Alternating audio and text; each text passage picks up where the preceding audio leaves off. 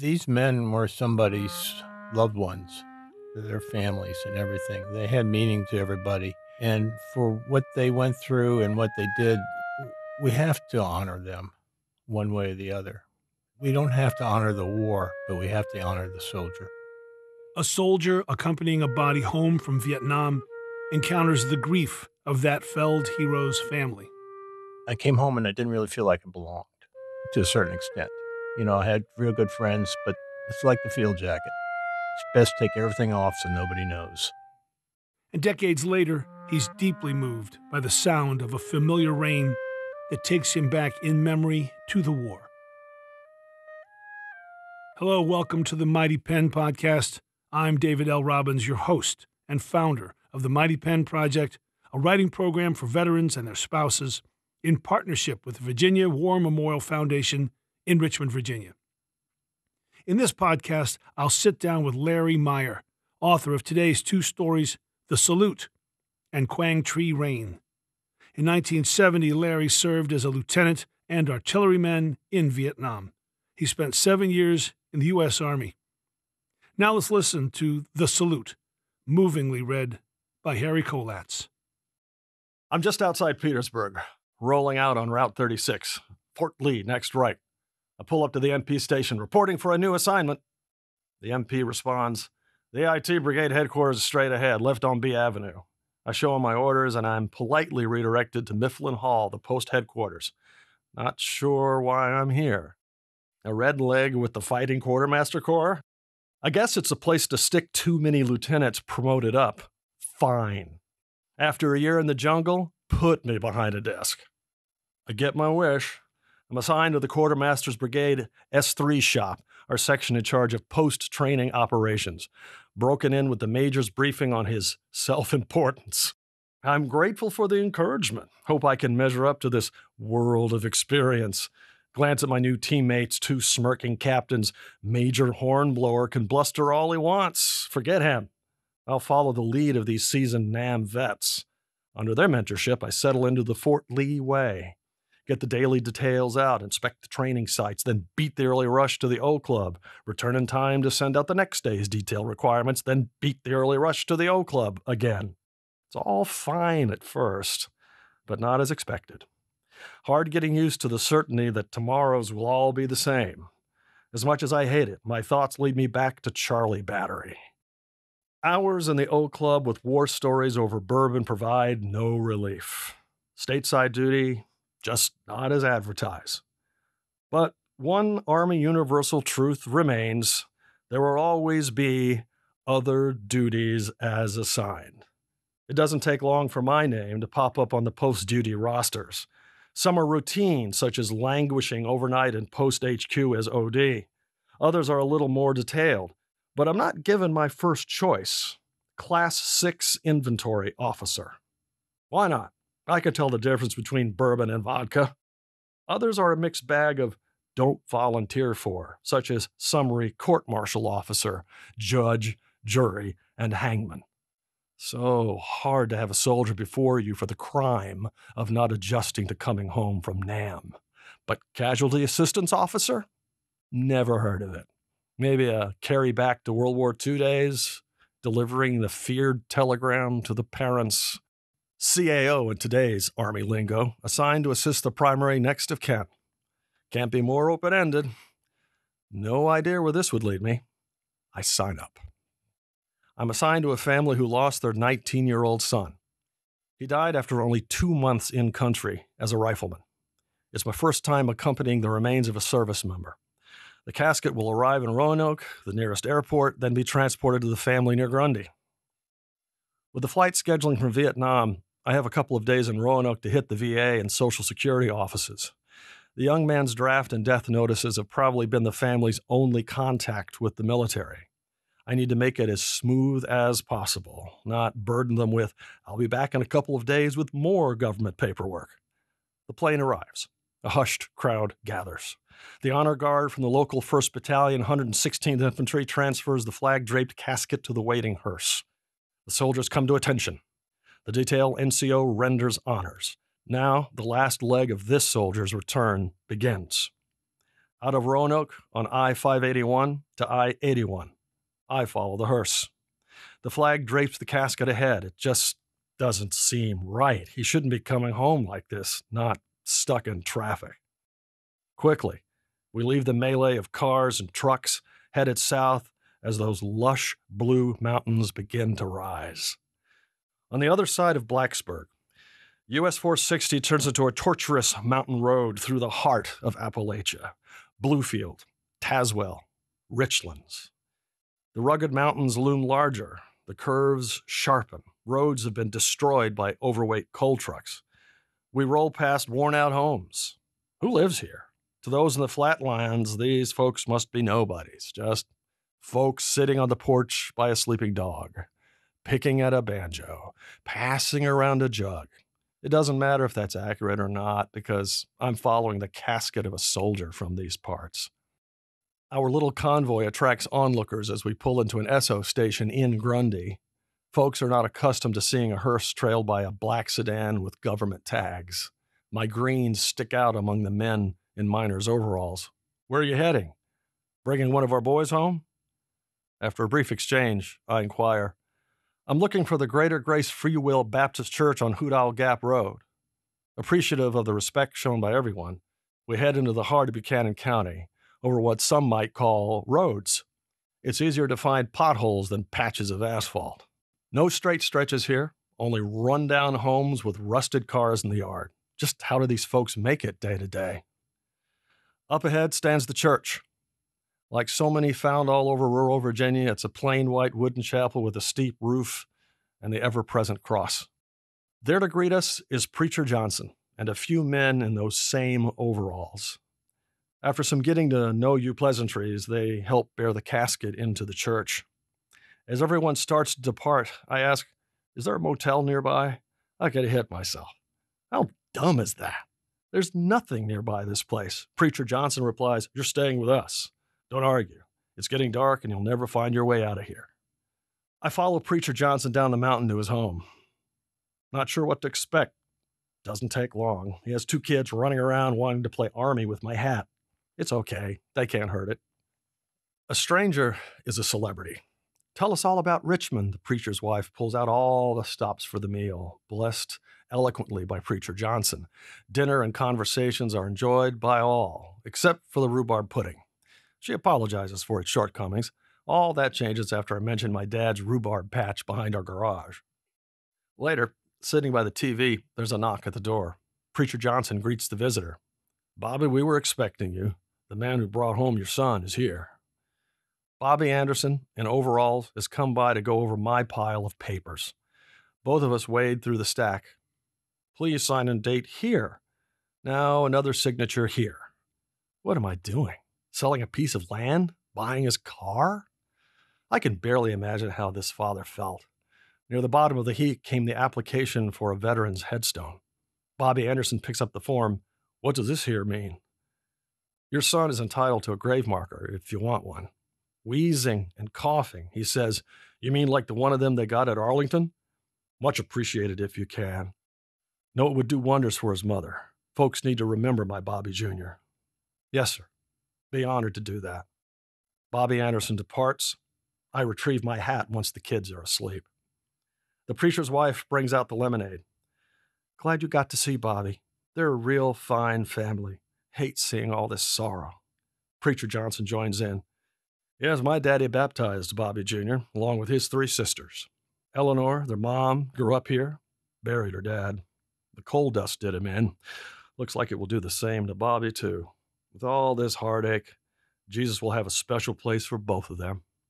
With curiosity, I ask, guess everyone grows up to be a miner? On went Preacher Johnson, not Bobby. He's from down in Bristol. Showed up after the war trying to find work. Hear tell he soldiered in the army like you. Some say France. Who knows? Can't get a word out of him. The one truth that can be said is he met the love of his life, Eleanor. Bobby's a hard-working man. Would do anything for her and the young'uns.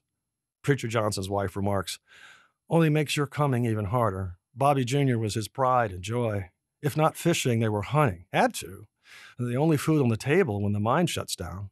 What will they do now? Good life is Hard to come by around these parts, that's true enough. But didn't Bobby sign Bobby Jr.'s Army papers? What was he thinking? He'd be alive now. I comment, so sad. If only it could have turned out differently. Agreeing, Preacher Johnson adds, can't judge Bobby too harshly, though. Guess he wanted more for Bobby Jr. than he had. I can't help thinking that Bobby knew this day would come. The good Lord has plans for us, even if we don't know what they are. The next morning, Preacher Johnson and I meet the honor detail from Abingdon Reserve Center at the church. Along with Bobby Anderson, the funeral arrangements are formalized. Preacher Johnson laughs at my question. Yes, son, a Catholic is welcome. Jesus loves us all. Folks, in their best, file into the church to the song An Unclouded Day Where No Storm Clouds Rise. Preacher Johnson begins in earnest. Sunset is coming, but the sunrise we'll see. A chorus resounds of knowing amens. Testimonies are made to Bobby Anderson Jr.'s life. Some are so sad, some full of joy. All are accompanied by more amens. The piano strikes up the glad reunion day, only to be drowned out by the churchgoers. Then silence, complete. Only the sounds of the detail sergeant's muted commands. The honor guard moves forward in perfect concert. They carry the casket to the gravesite beside the church. A soldier's final rest. Preacher Johnson delivers the blessing, I will meet you in the morning. On command, 3 volleys are fired. Bobby Anderson flinches on each discharge. The cornet's taps brings tears to Eleanor Anderson. The detail removes the flag before lowering the casket. They fold it and give it to the honor guard sergeant, then to me. Receiving the flag, I present it to Eleanor Anderson. She cries uncontrollably. I start, on behalf of, she shouts, y'all killed my boy. Shrieking, she throws the flag to the ground. Y'all took my Bobby from me. I bend to pick up the flag. I tuck in the end and wipe away the dirt. I catch Bobby Anderson's gaze. He's standing by himself. I'm not sure what to expect. Would he also empty his wrath on me? Bobby Anderson steps up. So close. I hear him breathing, see his tears. He reaches to the flag in my hands. His fingers touch it.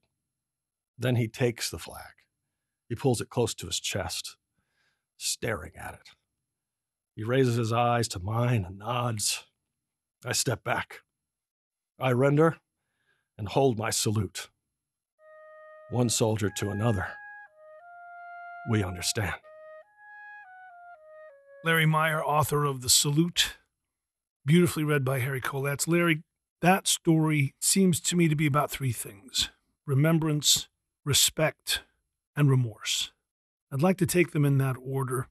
Tell me, as a warrior of a complicated conflict, about remembrance, the importance to our country, our culture, and to our warriors. Well, I think it's something that you can't understand yourself. I think it's, you said I had to go and do my duty, and you went and you tried to do the best you could. I think that's the most that you need to be remembering soldiers for, is they did what was asked of them, and they tried to do it the best they could. You wrote 2 very powerful stories for the Mighty Pen. The Virginia War Memorial's mandate is remembrance. The importance to our society, to our culture, and our history of remembering warriors and conflict. It's not just stories of heroism, is it? And the importance of that. Give me your thoughts. You know, I got a friend, and they found a whole bunch of letters and everything for a Civil War soldier. I don't know where they found them, in the attic or someplace, but they did. They decided to publish them. You know, it's not really a great book. You know, it's okay. But what it is all the stories and concerns and everything of some private in the Army who was somebody's nobody in the Army, and how he was hungry and how he wanted to go home and how he missed his family and how he hated the weather. And I think that's the true story of soldiers and everything. You can read all you want about all these generals, you know, up and down the pike. They got everything about them. But the story of war is the private. And I think that's the big thing with remembrance. It's written in young people's blood. Yeah. Way too much. Thank you for that, Larry. Thank you. In the story, you wrote this powerful piece of dialogue where the father says to you, folks need to remember Bobby Jr. For yourself, the importance of remembrance of the dead of war.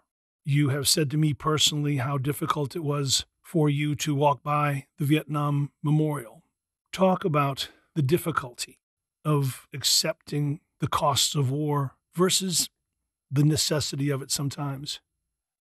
When I was in Vietnam, you didn't think of the cost of war, i.e., the people around you were killed, because you had to put it away from yourself. You couldn't get emotional because other people were going to get killed when you got emotional. And so I think when I look at this story, it's more about going through that door and coming back and seeing the reality of life, that these men were somebody's loved ones, their families and everything. They had meaning to everybody. And for what they went through and what they did, we have to honor them one way or the other. We don't have to honor the war, but we have to honor the soldier. All right, Larry, we're at the Virginia War Memorial, a very large complex dedicated to one thing, and that's recording and commemorating stories of service. I want to ask you, having written two beautifully powerful stories, and now that you've heard them, the power of storytelling for a warrior, does it, I guess the only word I can ask is, does it help? I think so.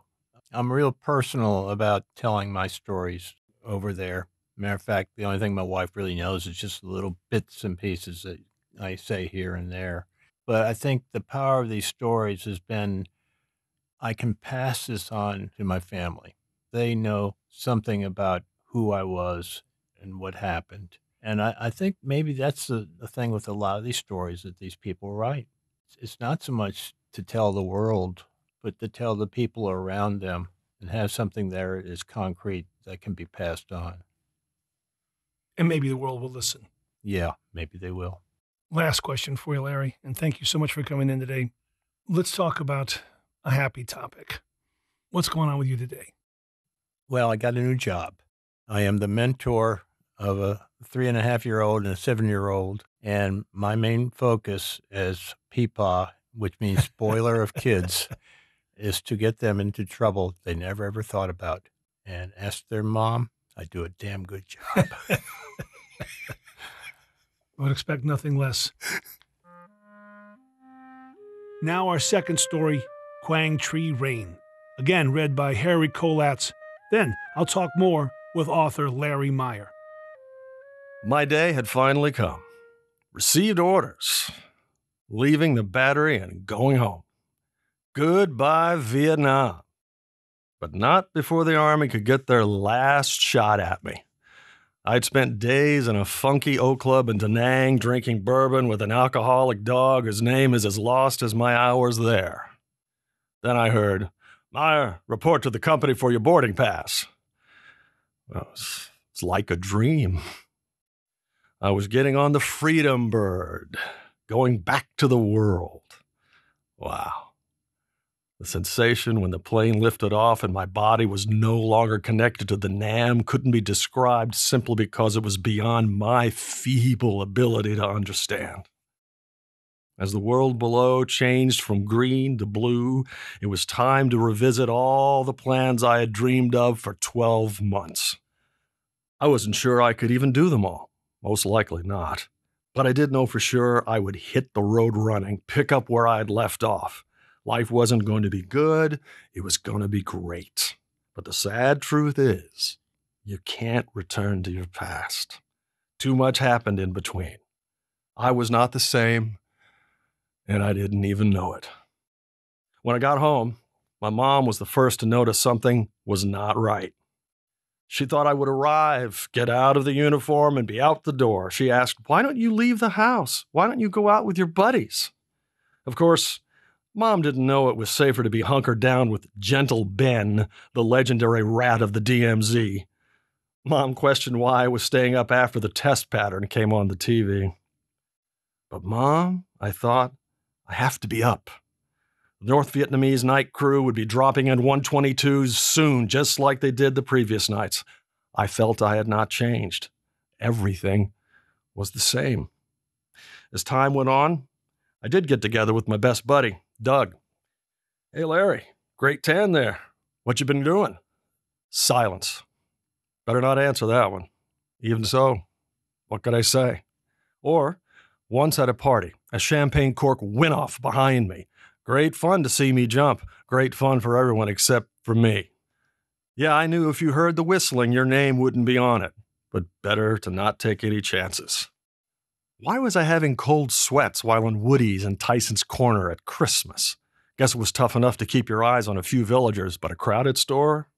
Can't do everything. But hearing others berate my service, that was the worst. I felt I did what was asked of me.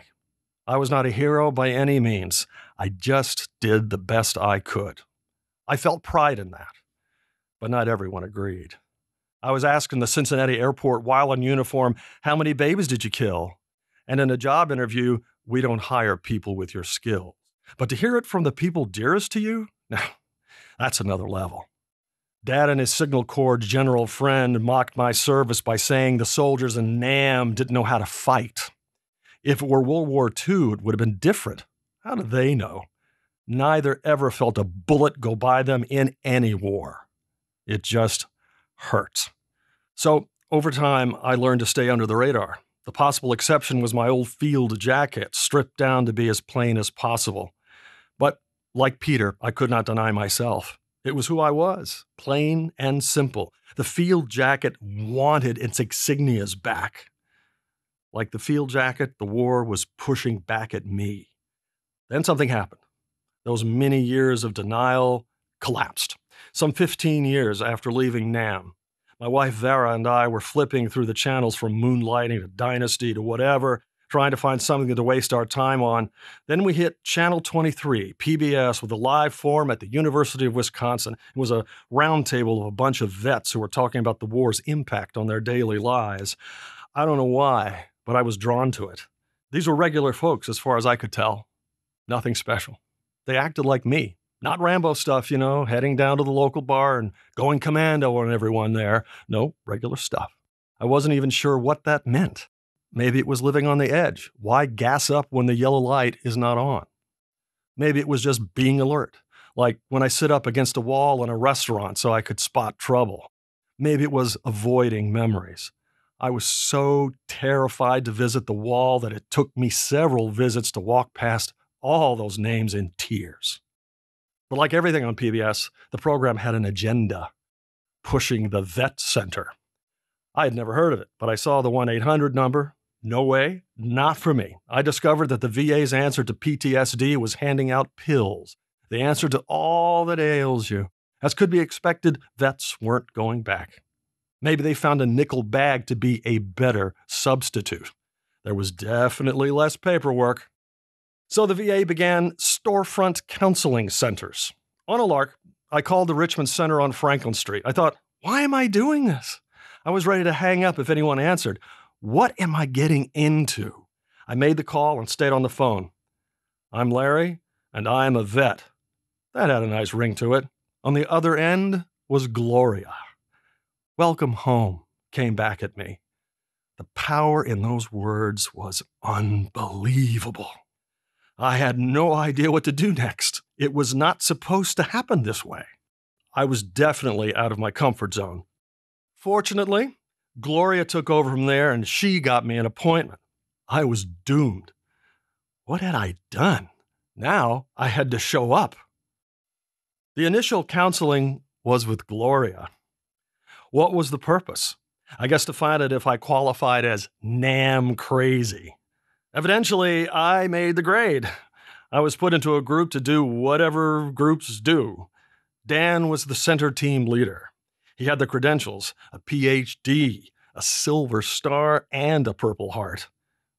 And what a bunch it was. The group had the usual suspects, grunts, and Marines. However, the tales were not all about being out in the bush. Gramps was a B-52 pilot tormented by the innocents who received his payload. Top was a Marine's Marine in my book. He felt that he had failed to prepare his recruits well enough. And there was Dave, whose dad couldn't talk to him about the war. Later, I found out that they were both screaming eagles. Champ Valley, Baston. A true living saint was Martha, a triage nurse. What more can be said about her? Then there was Roger, with whom I had a connection.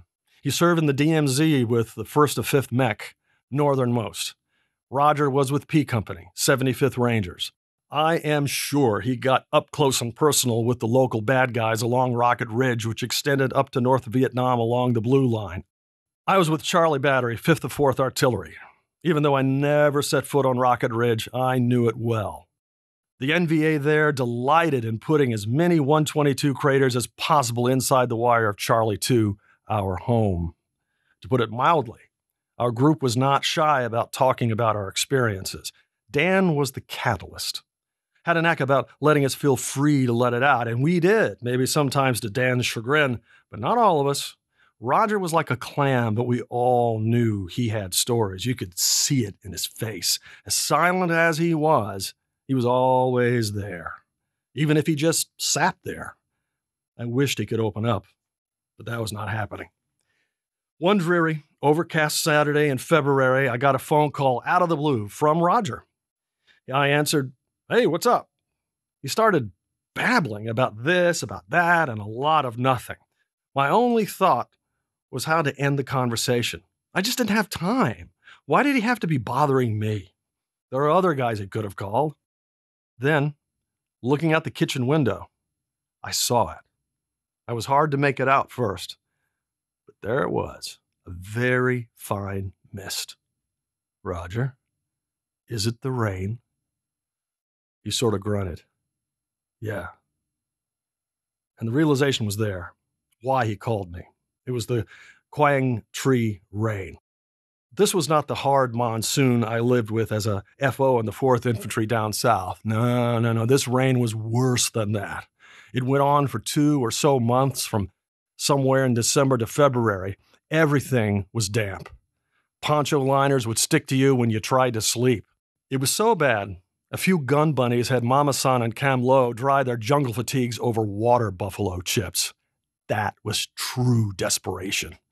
Yet, going out to the perimeter at night was the nightmare. We had to cross a tank trail churned into soup by the M48s. One wrong step and your boot would be sucked off. It was Quang Tri that taught us all about war. No more John Wayne stuff. Audie Murphy, forget it. This was the real deal. Kill or be killed. Survive at all costs. If you thought about yourself only, you would never make it home. Surviving was all about working for each other. War is the ultimate team game. The irony was that before going to NAM, some kids couldn't drink from the same water fountain in Roanoke as I. We learned to share canteens. Skin color didn't matter if we were to watch each other's back. Still, we weren't that good looking after each other. We failed. Once at Langvay, a howitzer blew up. It was bad powder, as I understood it. The breech block went through the floor of the cab. It was buried deep into the ground. The round never left the tube. The 3 gunners vanished without a trace. Almost. I heard, "LT, what do I do with this?" In his hand was part of a jawbone. There were 3 guys, and all I got was this. But it was the Holy Grail. The difference between KIA and MIA. We failed them. We didn't live up to our part of the deal. I couldn't change that. We said, "Don't mean nothing," but we didn't fail that last request. They did go home. Roger called several more times. Unknowingly, we started to open up, both of us. After all, I was probably no better than he was. Out came people we knew, places we'd been, and things we did. More importantly, without knowing it, we shared the deeper meaning of it all. What we said to each other and what these stories were had been lost in many years of memory. Does it matter if we forgot? Not really. Memory of where this led us is what counts. Both of us saw a path to finding shelter from the storm. Shelter from that Quang Tri Rain. We're joined in the studio with Larry Meier, my friend from the Mighty Pen Project. Larry, the author of Quang Tri Rain and The Salute. Larry, let's talk about Quang Tri Rain, the story we just heard first. Question I have for you, because Quang Tri Rain is a story about homecoming. Talk to us about your homecoming, and then let's maybe broaden the conversation to your thoughts on the homecoming for all the Vietnam vets. Well, homecoming was strange. I think that's the biggest thing. I was anticipating just coming home. The thing that really struck me was that nobody wanted to hear about it. I think there was a lot of anti-war at that point in time. The response in the media and everything, in a lot of respects, was a lot of this Rambo and everybody going crazy. And I don't think that was really the average vet. When I heard that program at the University of Wisconsin, they were just regular guys trying to get by in life. They weren't running around wild, trying to adjust to why something would irritate them or why they would get emotional about something. Look, we all know returning veterans got a raw deal. We also know that the reporting on the war, as it can be, was pretty breathless. Yeah. But your own personal homecoming was what was described so poignantly in Quang Tri. Tell me about the rain. How did that trigger? Well, the rain, like I said in the story, it went on for several months. Why it triggered me that day, I don't know, because my whole focus was trying to get Roger off the phone. But out there, I looked at it, and I guess what I heard in Roger was somebody that I knew and I could trust. He'd been on the same ground that I've been on. This is somebody that would understand, yeah, I know what this rain means. I think that's where the trigger really hit me, was that connection with Roger. Where did it go from there? Was that the beginning point of your healing? I think that was the beginning point. Afterwards, I found out that I had a knack for meeting with middle school and high school kids. And how I got involved in that, I'm not too sure. It was to the extent that one time we met with a group from our church, youth group, and we went to see Platoon. And with me was a infantry captain and a naval chaplain who was with the Marines. And what came out of that was hearing kids ask questions.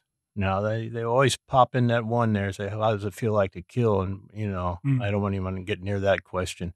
But they would ask questions that they were interested in. And that was the first time anybody was really interested in what I went through. Hmm.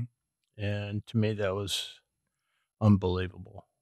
Talk to me about writing Quang Tri Rain for the Mighty Pen. How did it feel once that was on? Yeah, you captured that genie between the four corners of a page. How did that feel? It was my story. It was me. I don't like to talk about a lot of war stuff. I don't like to talk about running around the woods, tossing grenades and things like that. But this was the story that really hit me coming home. I came home and I didn't really feel like I belonged to a certain extent. I had real good friends, but it's like the field jacket. It's best to take everything off so nobody knows. Larry, the experience of being a warrior in America, what is that like now that it's 50 years and on behind you? Do you feel the pride and the camaraderie of the men and women who served in Vietnam? You guys greet each other, or is there still some kind of Quang Tri Rain falling somewhere? A lot of it's moved past, I think. I don't have anger for where we were treated when we came home. I understand the feelings, and to a certain extent, they were my feelings. But one thing I really feel important, anytime I see a vet that has a hat on, Vietnam hat or something, I always go up to him and greet him and say, "Hey, who are you with?" Mm-hmm. It might be only about a 5-minute conversation, 10. I mean, I actually got into a series. I see him all the time, and I think he was the only guy in the whole United States Army that would eat and enjoy ham and eggs in a sea ration can. That's kind of my mission. I feel good about that. I feel like, yeah, it says something about them and let them be able to say something about themselves. Well, you wrote a powerful story, regarding this in Quang Tri Rain. And Larry Meier, thank you for coming in. It was an honor to have you as a student in the Mighty Pen. It's so good to see you again. And you folks at home, we're shaking hands across the table. And I've really appreciated everything that I've learned and the memories and the people I met with the Mighty Pen. It's been a real honor to be able to be in that group. Thank you, Larry. Thank you.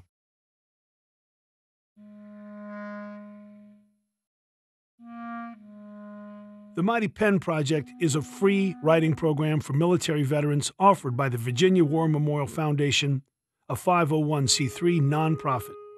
If you'd like to learn more about the Mighty Pen or sign up for one of our writing classes on Zoom, or just send us your thoughts, email us at mppodcast@vawarmemorial.org or use the link in the podcast description. If you want to read today's stories and many more, use the link to go to the Mighty Pen archive. Hey, and if you enjoyed this podcast, please share it. Music for this episode was provided by David Monserrati from the VCU Arts Department of Music. If you'd like to support the Mighty Pen, follow the charitable donation link in the podcast description. I'm David L. Robbins, and I want to thank you for listening to the Mighty Pen podcast. It's an honor.